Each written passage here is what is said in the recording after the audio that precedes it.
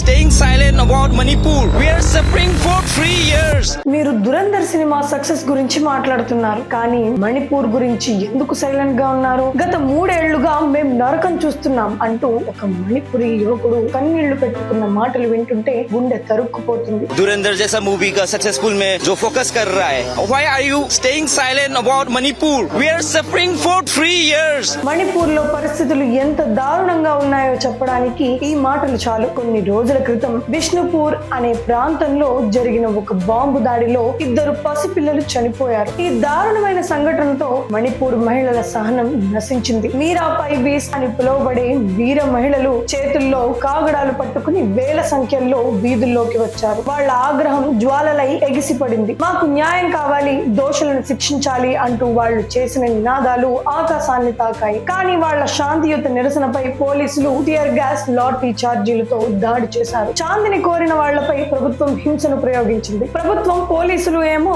ఈ నిరసనల వెనుక సంఘ వ్యతిరేక శక్తులు ఉన్నాయని ప్రకటనలు ఇస్తున్నారు. చివరికి దీని ఫలితం ఏంటో తెలుసా? ఆ లోయ ప్రాంతం మొత్తం వరుసగా 5 రోజుల పాటు బంద్. షాపులు బంద్, బతుకులు బంద్. తమ పిల్లల ప్రాణాలు పోతుంటే ఏ తల్లి మాత్రం మౌనంగా ఉంటుంది? తమ భవిష్యత్తు నాశనం అవుతుంటే ఏ యువత మాత్రం ఇంట్లో కూర్చుంటుంది? మణిపూర్ అడుగుతున్నది ఒక్కటే, మాకు శాంతి కావాలి, మాకు న్యాయం కావాలి. ఒకే దేశంలో ఉంటూ మన సోదరులు, సోదరీమణులు ఇంత నరకం అనుభవిస్తుంటే మనం మౌనంగా ఉండటం సరైనదేనా? మణిపూర్ ప్రజల ఆవేదన అందరికీ వినిపించాలి. ఈ వీడియోని షేర్ చేసి వాళ్ళ గొంతుకు మీ గొంతును కలపండి. జై హింద్. ఈ విషయం గురించి ఇంకా క్లియర్ గా తెలుసుకోవాలంటే ఫుల్ వీడియో చూడండి.